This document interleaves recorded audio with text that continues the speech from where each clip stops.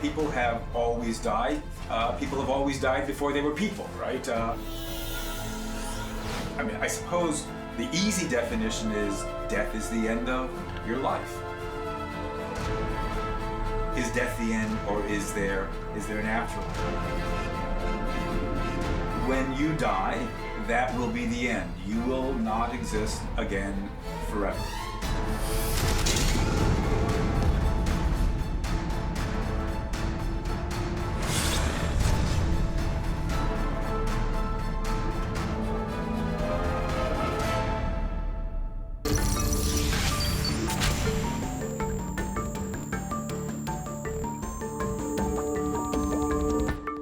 So one of the things I have my students do is read Plato's dialogue, the Phaedo. And the Phaedo is a marvelous thing to read. And this takes place, it's a very moving dialogue as well, because it ends with the death of Socrates. And so this is Socrates' last day alive. At the end of the day, he's going to have to drink the poison and he'll die because he's been condemned to death by the Athenians. And what does he do on his last day alive? He sits around with his friends and philosophical disciples, and he argues about, is death the end, or is there an afterlife? And it's interesting because Socrates believes that there's an afterlife. He believes that there's a soul, but his disciples are worried that it may not be true. And so they spend the day arguing about it. What this suggests to me is that, in ancient Athens, 2,500 years ago, there were some people who believed in an afterlife and some people who didn't. 우리는 알지 못하는 미지의 세계를 궁금해합니다. 죽음도 바로 그런 영역이죠. 정말 죽는 순간 그대로 끝일까요? 아니면 영혼이 육체를 빠져나와 일명 사후세계라 불리는 곳으로 옮겨가는 것일까요? 사실 사후세계에 대한 주장은 오랜 시간 종교의 영역이었습니다. 과학자들과 의학자들이 이 영역을 파고든 것은 불과 얼마 전의 일이죠. 1975년 미국의 철학 박사이자 정신과 의사인 레이먼드 무디 주니어 박사가 쓴 사후세계란 책이 발간됩니다. 이 책은 단번에 대중의 이목을 끌며 내세에 대한 폭발적인 관심을 불러일으켰습니다. 레이먼드 무디 주니어 박사는 근사체험을 경험한 150명의 사례를 모아놓은 이 책을 통해 Near Death Experience, 즉 근사체험이란 말을 처음 사용했죠. 죽음 근처에 갔다가 돌아온 이들의 이야기를 한번 들어볼까요? 근사체험을 경험한 이들은 보통 다음과 같은 일을 겪습니다. 자신이 죽었다는 사실을 인지합니다. 긍정적인 감정을 느끼고 신체와 영혼이 분리되는 체외 이탈을 경험합니다. 이외에도 터널을 통과하는 듯한 경험을 하기도 커다란 빛과 마주하기도 합니다. 사후세계를 경험한 사람들, 정말로 사후세계가 존재한다면 이 삶은 단순히 하나의 방이며 죽음은 또 다른 삶으로 가는 문이 될 겁니다.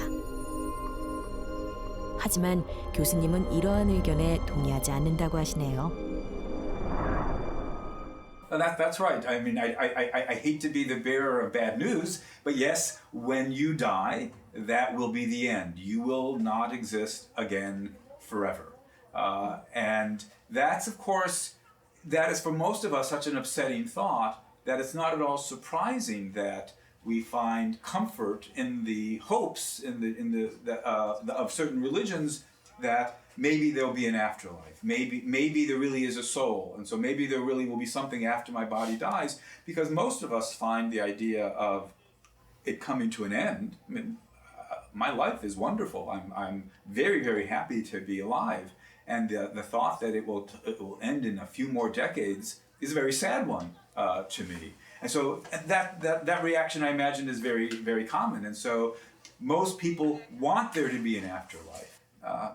not every time, but often enough when this happens, if you talk to these people, sometimes at least, they will report having experiences of having entered a heavenly realm. Maybe initially they felt like they were leaving their body and they were staring down at their body from on top, from the ceiling, looking down. And then they had the experience of going through a tunnel, seeing various lights, and then meeting somebody at the other end, a family member or a religious figure of some sort. And then they begin to learn about this heavenly realm, and then poof, they get yanked back and they wake up in the hospital bed. Right? So this is a very striking fact that people, not everybody, but some people have these experiences. We have to ask ourselves, what are we to make of them? And there's two possible pictures, right? One is that there's an afterlife, that they left this world and entered into heaven. You've got a glimpse of it. Maybe they were actually in heaven. Maybe they were standing at the doorway of heaven, and then they got pulled back. A two-room picture seems exactly the right picture for that. Well, that's one explanation of what went on, but it's not the only possible explanation. And for what it's worth, I'm inclined to think that a much less grand explanation is the correct explanation. 사실 많은 과학자나 의학자들은 근사체험이 뇌에서 일어나는 현상이라고 이야기합니다. 그중 가장 신뢰를 받고 있는 주장은 뇌의 산소결핍입니다. 뇌의 산소결핍에 의한 근사체험은 원심력이나 중력 테스트 실험 중 일어나기도 합니다.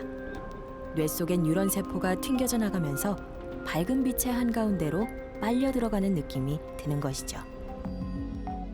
근사체험을 설명하는 또 다른 주장 중 하나는 약물 투여에 따른 환각증입니다.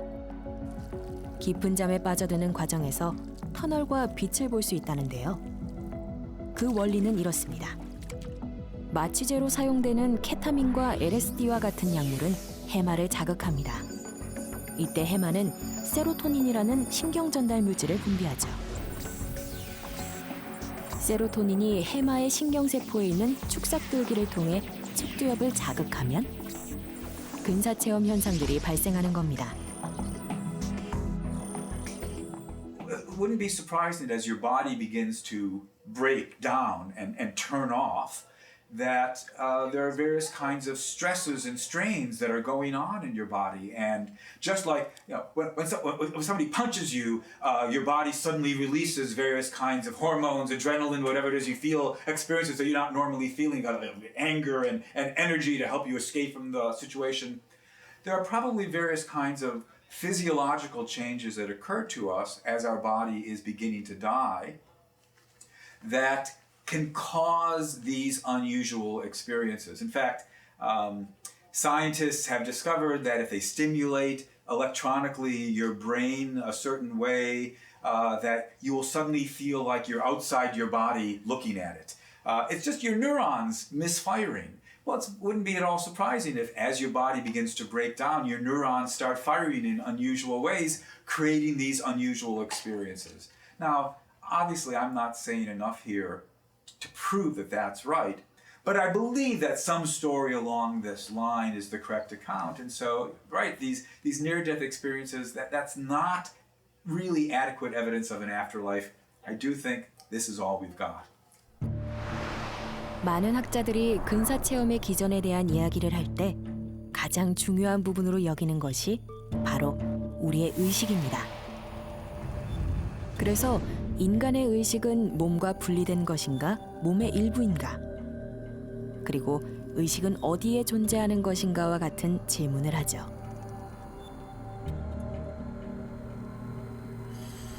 수술을 경험해본 이들이라면 좀 더 이해하기 쉬울 겁니다. 수술을 하기 위해 마취를 하면 환자는 자신이 받고 있는 수술에 대해 기억하지 못합니다. 물론 죽은 것은 아닙니다. 심장과 뇌파는 여전히 움직이고 있으니까요. 하지만 마취 중엔 분명히 의식이 없습니다. 그렇다면 의식은 우리 몸과 분리할 수 있는 것이라 봐도 되는 것 아닐까요? 하지만 의식이 단순히 뇌의 작용이라 말하는 학자들도 있습니다. 하메로프 박사와 세계적인 물리학자 펜로즈 경은 양자 물리학의 개념을 빌려 의식의 발생 과정을 설명합니다.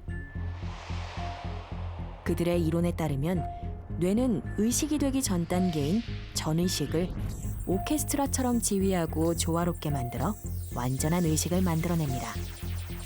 마취중 의식이 없는 건 의식이 완전한 의식으로 발전하지 못하고 전의식 단계에 머무르기 때문이죠. Well, they're quite different theories. I mean, what they are different attempts to explain, as you might put it, what are the pieces that make up a person?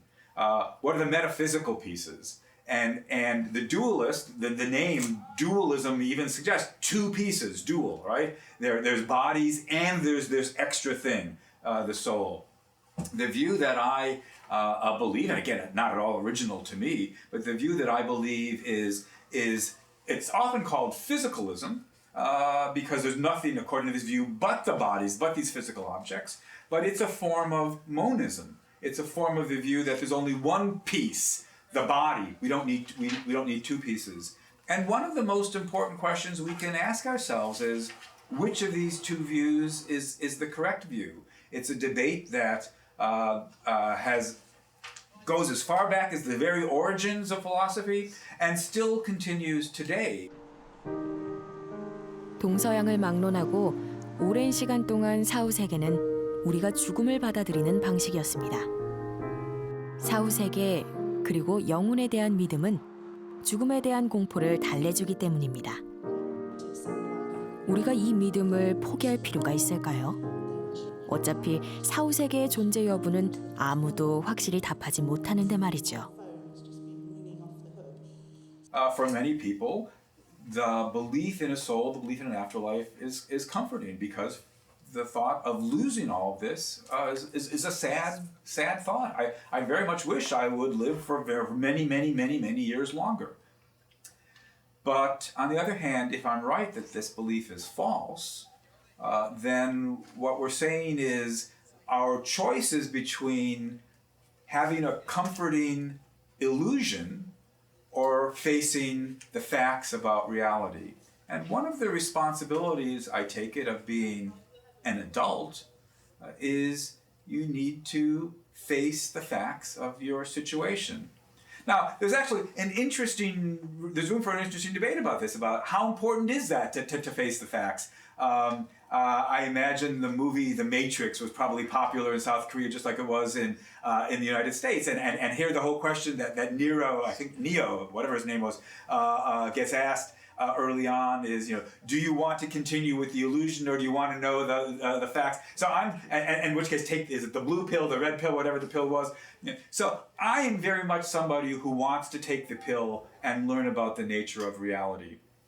I think that a life lived in illusion is a bad life for you.